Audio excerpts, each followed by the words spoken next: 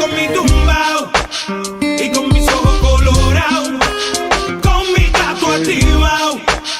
Ustedes no me lo han dado. Oye, a mí me importa poco lo que se diga del nigga. William Landrón y yo somos socios de la avenida. Soy bandolero como el Mr. Politiquero, que se robó todo el dinero y lo postularon de nuevo. Como si fuera Cardio Don Omar, nos daban conspiración, la llave bota. Y yo no soy ejemplo, mi respeto al tempo. Su único delito fue tener talento.